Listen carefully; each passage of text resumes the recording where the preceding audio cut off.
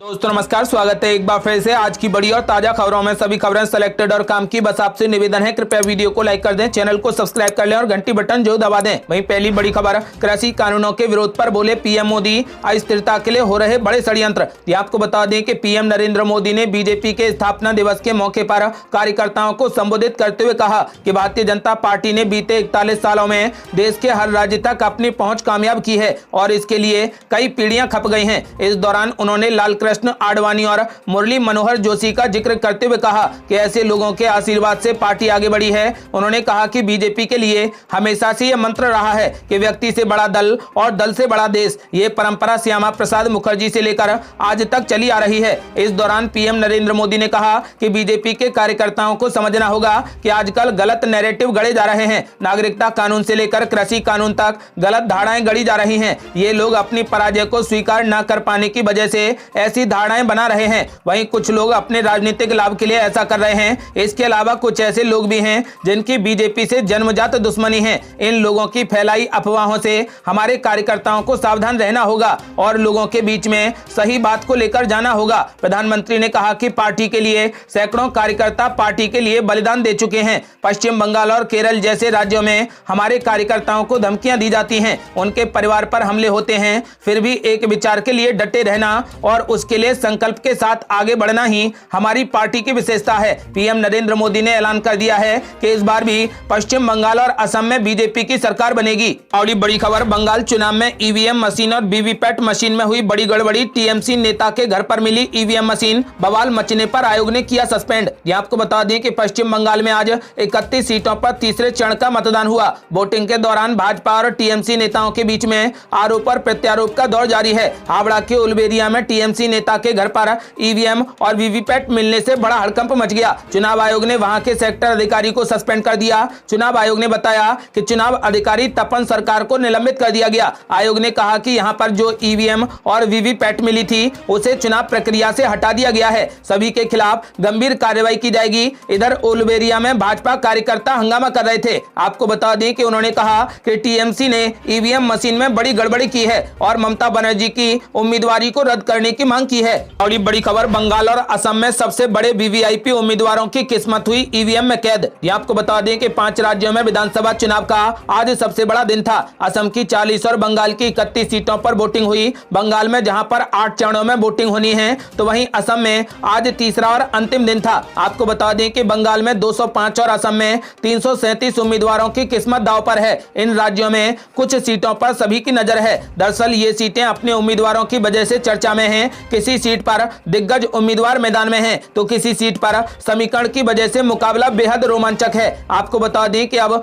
पश्चिम बंगाल में सबसे ज्यादा उठापटक है, क्योंकि वहां पर बीजेपी और टीएमसी की कांटे की टक्कर है। अब देखना यह होगा कि इस बार बीजेपी पश्चिम बंगाल में सरकार बना पाती है या फिर टीएमसी फिर से अपना झंडा गाड़ेगी। आपकी क्या राय है? अपनी राय हमें वीडियो लाइक कर कमेंट बॉक्स में जरूर दें। और बड़ी खबर, महाराष्ट्र में महाविकास आघाड़ी सरकार में पड़ी बड़ी फूट। अनिल देशमुख का इस्तीफा, संकट में है उद्धव सरकार। यह आपको बता दें कि उद्योगपति मुकेश अंबानी के घर के बाहर जिलेटिन से भरी स्कॉर्पियो मिलने के मामले में हटाए गए मुंबई पुलिस आयुक्त परमवीर सिंह के महाराष्ट्र के गृह मंत्री पर लगाए गए धन उगाही के आरोपों के बाद से राजनीतिक उठापटक जारी है। महाराष्ट्र के गृह मंत्री अनिल देशमुख के इस्तीफे की वजह से सत्ताधारी गठबंधन महाविकास आघाड़ी खासतौर पर राष्ट्रवादी कांग्रेस पार्टी को सोमवार को भारी फजीहत का सामना करना पड़ा। अनिल देशमुख के इस्तीफे को महाविकास आघाड़ी में बड़ी फूट के तौर पर देखा जा रहा है। ऐसे में सवाल ये उठ रहा है कि क्या महाराष्ट्र में गठबंधन सरकार अपने 5 साल पूरे कर पाएगी या फिर उससे पहले ही गिर जाएगी। दरअसल बॉम्बे हाई कोर्ट ने अनिल देशमुख के खिलाफ भ्रष्टाचार के आरोपों की सीबीआई से जांच कराए जाने का आदेश जारी कर दिया है। साथ ही हाई कोर्ट ने कहा है कि देशमुख के गृह मंत्री रहते हुए मुंबई पुलिस अपने मुखिया के खिलाफ आरोप की जांच कैसे कर पाएगी। अतः गृह मंत्री को इस्तीफा देना चाहिए और गृह मंत्री ने अपना इस्तीफा दे दिया है। पार्टी नेताओं के मुताबिक एनसीपी का शीर्ष नेतृत्व देशमुख के खिलाफ तत्काल कोई भी कार्रवाई नहीं करना चाहता था। हालांकि इस बात को लेकर सहमति थी कि बाद में देशमुख को गृह मंत्रालय से किसी और विभाग में भेज दिया जाएगा, लेकिन इस बीच कोर्ट ने आदेश जारी करके एनसीपी को मजबूर कर दिया कि वह देशमुख का इस्तीफा ले ले। ऐसे में इस्तीफा लेने में पार्टी की ओर से हुई देरी ने एनसीपी की पूरी रेड मार दी है। आपको बता दें कि अब अनिल देशमुख ने इस्तीफा दे दिया है और उद्धव सरकार खतरे में है। देखना यह होगा कि उद्धव सरकार अपने 5 साल पूरे कर पाएगी या फिर उससे पहले ही गिर जाएगी। आपका क्या मानना है, क्या ये सरकार गिर सकती है? अपनी राय हमें वीडियो लाइक कर कमेंट बॉक्स में जरूर दें। अगली बड़ी खबर, पीएम नरेंद्र मोदी का सभी विरोधियों को मुंहतोड़ जवाब। कहा, चुनाव जीतने की मशीन नहीं है भाजपा, दिल जीतने का अभियान है। यह आपको बता दें कि भारतीय जनता पार्टी 6 अप्रैल यानी आज अपना 41वां स्थापना दिवस मना रही है। इस अवसर पर प्रधानमंत्री नरेंद्र मोदी ने पार्टी कार्यकर्ताओं को संबोधित करते हुए कहा कि भाजपा के 41 वर्ष इस बात के साक्षी हैं कि सेवा कैसे की जा सकती है, कार्यकर्ताओं के दम पर कैसे पार्टी आगे बढ़ती है। आज देश के हर राज्य जिले में पार्टी के लिए कई पीढ़ियों ने काम किया है। पीएम मोदी ने अपने विरोधियों को जवाब देते हुए कहा कि भाजपा सिर्फ चुनाव जीतने की मशीन नहीं है, बल्कि भाजपा दिल जीतने का अभियान है, इसलिए हमें हर संप्रदाय का समर्थन मिल रहा है। प्रधानमंत्री नरेंद्र मोदी ने कहा कि आप सभी को भाजपा स्थापना दिवस की बहुत बहुत बधाई। पार्टी के गौरवशाली यात्रा के आज 41 वर्ष पूरे हो गए हैं। ये 41 वर्ष इस बात के साक्षी हैं कि सेवा और समर्पण के साथ साथ कोई पार्टी कैसे काम कर सकती है। आपको बता दें कि पीएम नरेंद्र मोदी ने ऐलान कर दिया है कि इस बार बंगाल में टीएमसी कहीं भी दिखाई नहीं दे रही, इस बार बंगाल में बीजेपी की सरकार बनेगी। अगली बड़ी खबर, तृणमूल कांग्रेस ने बीजेपी पर लगाया ईवीएम मशीन में बड़ी गड़बड़ी करने का आरोप। बोली, भाजपा के खाते में जा रहा टीएमसी को डाला गया वोट। ये आपको बता दें कि पश्चिम बंगाल में आज विधानसभा चुनाव के मद्देनजर तीसरे चरण का मतदान हुआ। प्रधानमंत्री नरेंद्र मोदी ने भी लोगों से भारी मतदान करने की अपील की थी। मतदान के मद्देनजर सुरक्षा के भी कड़े इंतजाम किए गए थे। हालांकि इस बीच आरामबाग से तृणमूल कांग्रेस की उम्मीदवार सुजाता मंडल खान ने बड़ा ऐलान किया है। दरअसल सुजाता ने आरोप लगाते हुए कहा कि मतदान को लेकर कई स्थानों पर स्थिति ठीक नहीं थी, लेकिन स्थिति वहां पर ठीक नहीं है जहां पर हम मजबूत हैं। बूथ संख्या 45 पर लोगों ने टीएमसी के लिए मतदान किया, लेकिन वोट भाजपा के खाते में चला गया। बीजेपी ने ईवीएम मशीन में बड़ी गड़बड़ी की है। अरांडी सेकंड में हमारे कार्यकर्ताओं को पीटा गया। केंद्रीय बल भी निष्पक्षता के साथ काम नहीं कर रहा, वह लोगों को भाजपा को वोट देने के लिए कह रहे हैं। आपको बता दें कि टीएमसी की उम्मीदवार सुजाता मंडल ने बीजेपी पर बड़ा आरोप लगाया है और कहा है कि बीजेपी ने ईवीएम मशीन में गड़बड़ी की है और चुनाव आयोग भी बीजेपी से मिला हुआ है। आपका क्या मानना है, क्या इनके द्वारा कही गई बातें सच हैं? इस वीडियो में लाइक कर अपनी राय हमें कमेंट बॉक्स में जरूर दें। अगली बड़ी खबर, असदुद्दीन ओवैसी ने कर दिया बड़ा ऐलान। एआईएमआईएम बंगाल में 7 सीटों पर लड़ेगी चुनाव, उम्मीदवारों की लिस्ट की गई जारी।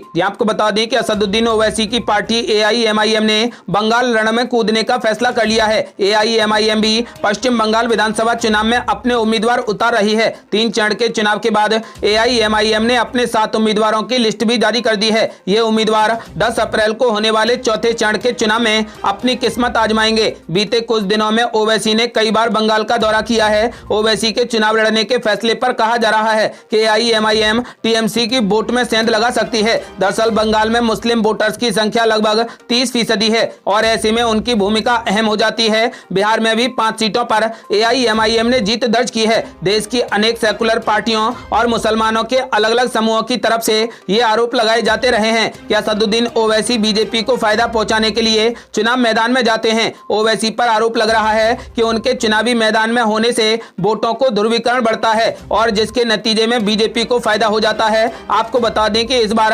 असदुद्दीन ओवैसी ने 7 सीटों के लिए अपने उम्मीदवारों का ऐलान कर दिया है और ओवैसी अब पश्चिम बंगाल में भी चुनाव लड़ेंगे। ममता बनर्जी ने असदुद्दीन ओवैसी को वोट नहीं देने की अपील की है। अगली बड़ी खबर, पीएम नरेंद्र मोदी ने ममता दीदी पर बोला तगड़ा हमला। बोले, दीदी का जाना तय, मुसलमान भी दीदी से दूर हो गए हैं। ये आपको बता दें कि प्रधानमंत्री नरेंद्र मोदी ने पश्चिम बंगाल के कूच बिहार में चुनावी रैली को संबोधित करते हुए मुख्यमंत्री ममता बनर्जी पर जमकर हमला बोला। पीएम मोदी ने कहा कि अब बंगाल से मुख्यमंत्री ममता बनर्जी का जाना तय हो गया है। राज्य में बीजेपी की जीत के साथ ही प्रगति की शुरुआत होगी। आज तृणमूल कांग्रेस का कहीं भी कुछ भी अता पता नहीं है। पीएम मोदी ने कहा कि 2 मई को जब चुनाव के नतीजे आएंगे तो बंगाल में बीजेपी की सरकार बनने के बाद यहां विकास का अभियान और तेज किया जाएगा। बीते 2 चरणों के मतदान में दीदी का जाना तय हो चुका है। उन्होंने कहा कि दीदी कहती हैं कि सारे मुसलमान एक हो जाओ, सब टीएमसी को वोट दो, लेकिन अब मुसलमान ही आपसे दूर हो गए हैं। मोदी ने कहा कि दीदी, आपका गुस्सा, आपकी नाराजगी, आपका व्यवहार, आपकी वाणी,